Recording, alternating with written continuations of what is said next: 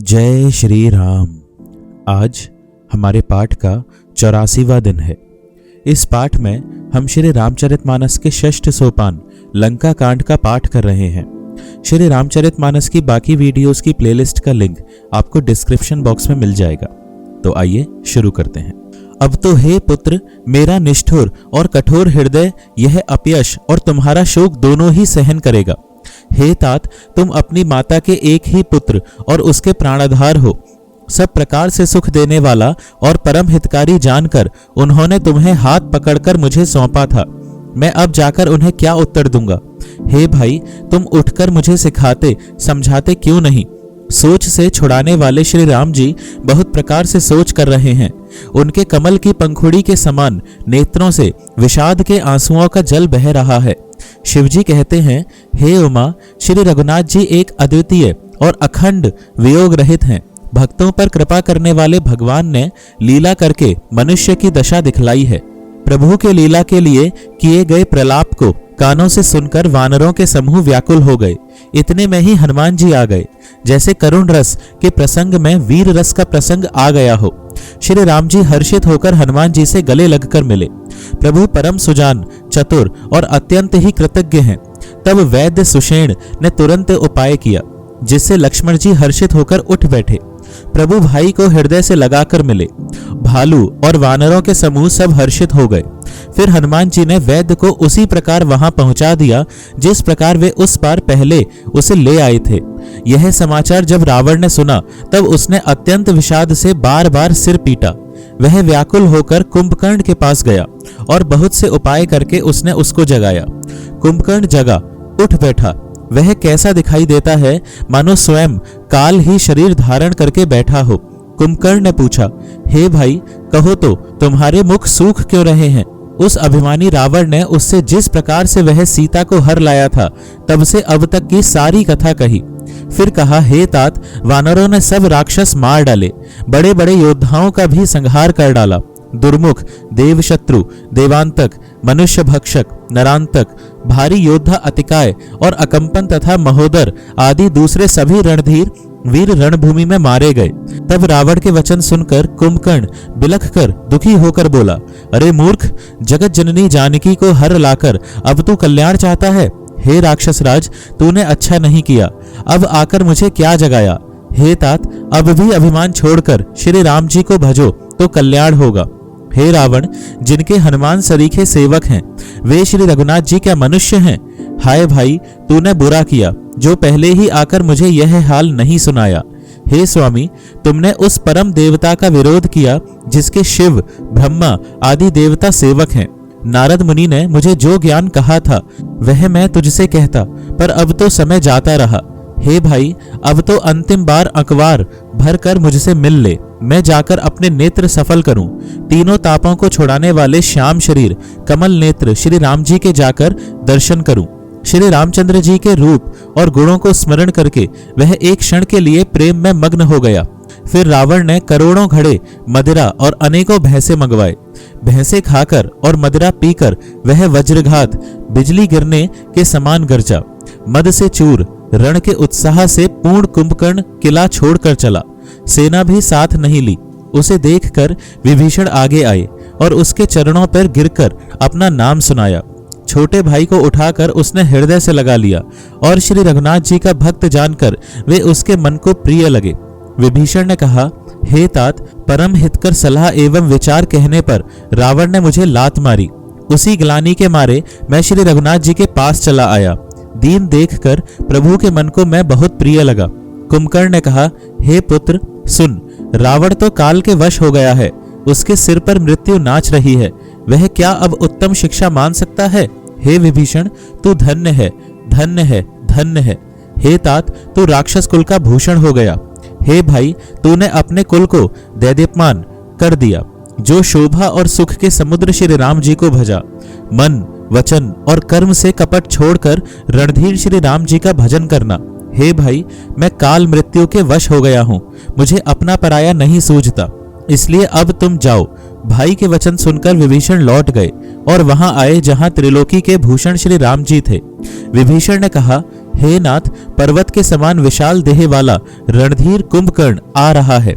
वानरों ने जब कानों से इतना सुना तब वे बलवान किलकिलाकर हर्ष ध्वनि करके दौड़े, वृक्ष और पर्वत उखाड़ कर उठा लिए और क्रोध से दांत कटकटाकर उन्हें उसके ऊपर डालने लगे। रीछ वानर एक एक बार में ही करोड़ों पहाड़ों के शिखरों से उस पर प्रहार करते हैं, परंतु इससे न तो उसका मन ही मुड़ा, विचलित हुआ, और न शरीर ही टाले टला। जैसे मदार के फलों की मार से हाथी पर कुछ भी असर नहीं होता। तब हनुमान जी ने उसे एक घूंसा मारा, जिससे वह व्याकुल होकर पृथ्वी पर गिर पड़ा और सिर पीटने लगा। फिर उसने उठकर हनुमान जी को मारा। वे चक्कर खाकर तुरंत ही पृथ्वी पर गिर पड़े। फिर उसने नल नील को पृथ्वी पर पछाड़ दिया और दूसरे योद्धाओं को भी जहां तहां पटक पटक कर डाल दिया। वानर सेना भाग चली। सब अत्यंत भयभीत हो गए, कोई सामने नहीं आता। सुग्रीव समेत अंगद आदि वानरों को मूर्छित करके फिर वह अप्रमित बल की सीमा कुंभकर्ण वानराज सुग्रीव को कांख में दाब कर चला। शिवजी कहते हैं, हे उमा, श्री रघुनाथ जी वैसे ही नरलीला कर रहे हैं जैसे गरुड़ सर्पों के समूह में मिलकर खेलता हो, जो बहों के इशारे मात्र से बिना परिश्रम के काल को भी खा जाता है। उसे कहीं ऐसी लड़ाई शोभा देती है? भगवान इसके द्वारा जगत को पवित्र करने वाली वह कीर्ति फैलाएंगे जिसे गा गाकर मनुष्य भवसागर से तर जाएंगे। मूर्छा जाती रही। तब मारुति हनुमान जी जागे और फिर वे सुग्रीव को खोजने लगे। सुग्रीव की भी मूर्छा दूर हुई। तब वे मुर्दे से होकर खिसक गए, कांख से नीचे गिर पड़े। कुंभकर्ण ने उनको मृतक जाना। उन्होंने कुंभकर्ण के नाक कान दांतों से काट लिए और फिर गरज कर आकाश की ओर चले। तब कुंभकर्ण ने जाना, उसने सुग्रीव का पैर पकड़कर उनको पृथ्वी पर पछाड़ दिया। फिर सुग्रीव ने बड़ी फुर्ती से उठकर उसको मारा और तब बलवान सुग्रीव प्रभु के पास आए और बोले, कृपानिधान प्रभु की जय हो, जय हो, जय हो। नाक कान काटे गए, ऐसा मन में जानकर बड़ी ग्लानि हुई और वह क्रोध करके लौटा। एक तो वह स्वभाव आकृति से ही भयंकर था और फिर बिना नाक कान का होने से और भी भयानक हो गया। उसे देखते ही वानरों की सेना में भय उत्पन्न हो गया। रघुवंश मणि की जय हो, जय हो, जय हो, ऐसा पुकार कर वानर हो करके दौड़े और सबने एक ही साथ उस पर पहाड़ और वृक्षों के समूह छोड़े। रण के उत्साह में कुंभकर्ण विरुद्ध होकर उनके सामने ऐसा चला मानो क्रोधित होकर काल ही आ रहा हो। वह करोड़ करोड़ वानरों को एक साथ पकड़ पकड़ कर खाने लगा। वे उसके मुंह में इस तरह घुसने लगे मानो पर्वत की गुफा में टिड्डियां समा रही हों। करोड़ों वानरों को पकड़कर उसने शरीर से मसल डाला, करोड़ों को हाथों से मलकर पृथ्वी की धूल में मिला दिया। पेट में गए हुए भालू और वानरों के ठट्ट के ठट्ट उसके मुंह, नाक और कानों की राह से निकल निकल कर भाग रहे हैं। रण के मद में मत्त राक्षस कुंभकर्ण इस प्रकार गर्वित हुआ मानो विधाता ने उसको सारा विश्व अर्पण कर दिया हो और उसे वह ग्रास कर जाएगा। सब योद्धा भाग खड़े हुए, वे लौटाए भी नहीं लौटते, आंखों से उन्हें सूझ नहीं पड़ता और पुकारने से सुनते नहीं। कुंभकर्ण ने वानर सेना को तितर बितर कर दिया। यह सुनकर राक्षस सेना भी दौड़ी। श्री रामचंद्र जी ने देखा कि अपनी सेना व्याकुल है और शत्रु की नाना प्रकार की सेना आ गई है। तब कमल नयन श्री राम जी बोले, हे सुग्रीव, हे विभीषण और हे लक्ष्मण, सुनो, तुम सेना को संभालना, मैं इस दुष्ट के बल और सेना को देखता हूँ। हाथ में शांडक धनुष और कमर में तरकस सजकर श्री रघुनाथ जी शत्रु सेना को दलन करने चले। प्रभु ने पहले तो धनुष का टंकार किया, जिसकी भयानक आवाज सुनते ही शत्रु दल बहरा हो गया।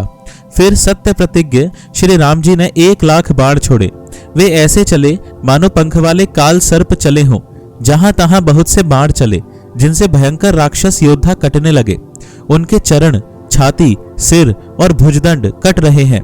बहुत से वीरों के 100-100 टुकड़े हो जाते हैं। घायल चक्कर खा खाकर पृथ्वी पर पड़ रहे हैं। उत्तम योद्धा फिर संभल कर उठते और लड़ते हैं। बाण लगते ही वे मेघ की तरह गरजते हैं।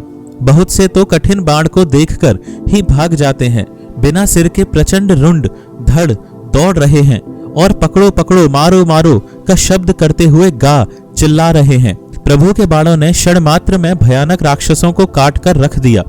फिर वे सब बाण लौटकर श्री रघुनाथ जी के तरकस में घुस गए। कुंभकर्ण ने मन में विचार कर देखा कि श्री राम जी ने क्षण मात्र में राक्षसी सेना का संहार कर डाला। तब वह महाबली वीर अत्यंत क्रोधित हुआ और उसने गंभीर सिंहनाद किया। वह क्रोध करके पर्वत उखाड़ लेता है और जहां भारी भारी वानर योद्धा होते हैं वहां डाल देता है। बड़े बड़े पर्वतों को आते देखकर प्रभु ने उनको बाणों से काट कर धूल के समान चूर चूर कर डाला। फिर श्री रघुनाथ जी ने क्रोध करके धनुष को तान कर बहुत से अत्यंत भयानक बाण छोड़े। वे बाण कुंभकर्ण के शरीर में घुसकर पीछे से इस प्रकार निकल जाते हैं कि उनका पता नहीं चलता, जैसे बिजलियां बादल में समा जाती हैं। उसके काले शरीर से रुधिर बहता हुआ ऐसी शोभा देता है मानो काजल के पर्वत से गेरू के पनाले बह रहे हों। उसे व्याकुल देखकर रीछ वानर दौड़े। वे ज्यों ही निकट आए त्यों ही वह हंसा और बड़ा घोर शब्द करके गरजा तथा करोड़ करोड़ वानरों को पकड़कर वह गजराज की तरह उन्हें पृथ्वी पर पटकने लगा और रावण की दुहाई देने लगा। यह देखकर रीछ वानरों के झुंड ऐसे भागे जैसे भेड़ियों को देखकर भेड़ों के झुंड। शिवजी कहते हैं, हे भवानी, वानर भालू व्याकुल होकर आर्तवाणी से पुकारते हुए भाग चले। वे कहने लगे, यह राक्षस दुर्भिक्ष के समान है जो अब वानर कुल रूपी देश में पड़ना चाहता है। हे कृपा रूपी जल के धारण करने वाले मेघ रूप श्री राम, हे खर के शत्रु, हे शरणागत के दुख हरने वाले, रक्षा कीजिए, रक्षा कीजिए। करुणा भरे वचन सुनते ही भगवान धनुष बाण सुधार कर चले। महाबलशाली श्री राम जी ने सेना को अपने पीछे कर लिया और वे अकेले क्रोध पूर्वक चले, आगे बढ़े। उन्होंने धनुष को खींचकर 100 बाण संधान किए। बाण छूटे और उसके शरीर में समा गए। बाणों के लगते ही वह क्रोध में भरकर दौड़ा। उसके दौड़ने से पर्वत डगमगाने लगे और पृथ्वी हिलने लगी। उसने एक पर्वत उखाड़ लिया। रघुकुल तिलक श्री राम जी ने उसकी वह भुजा ही काट दी। तब वह बाएं हाथ में पर्वत को लेकर दौड़ा। प्रभु ने उसकी वह भुजा भी काटकर पृथ्वी पर गिरा दी। भुजाओं के कट जाने पर वह दुष्ट कैसी शोभा पाने लगा जैसे बिना पंख का मंदराचल पहाड़ हो। उसने उग्र दृष्टि से प्रभु को देखा, मानो तीनों लोकों को निगल जाना चाहता हो। वह बड़े जोर से चिंगाड़ करके मुंह फैलाकर दौड़ा। आकाश में सिद्ध और देवता डरकर हा हा हा इस प्रकार पुकारने लगे। करुणा निधान भगवान ने देवताओं को भयभीत जाना। तब उन्होंने धनुष को कान तक तानकर राक्षस के मुख को बाणों के समूह से भर दिया, तो भी वह महाबली पृथ्वी पर न गिरा। मुख में बाण भरे हुए वह प्रभु के सामने दौड़ा, मानो काल रूपी सजीव तरकस ही आ रहा हो। तब प्रभु ने क्रोध करके तीक्ष्ण बाण लिया और उसके सिर को धड़ से अलग कर दिया। वह सिर रावण के आगे जा गिरा। उसे देखकर रावण ऐसा व्याकुल हुआ जैसे मणि के छूट जाने पर सर्प। कुंभकर्ण का प्रचंड धड़ दौड़ा जिससे पृथ्वी धंसी जाती थी। तब प्रभु ने काट कर उसके 2 टुकड़े कर दिए।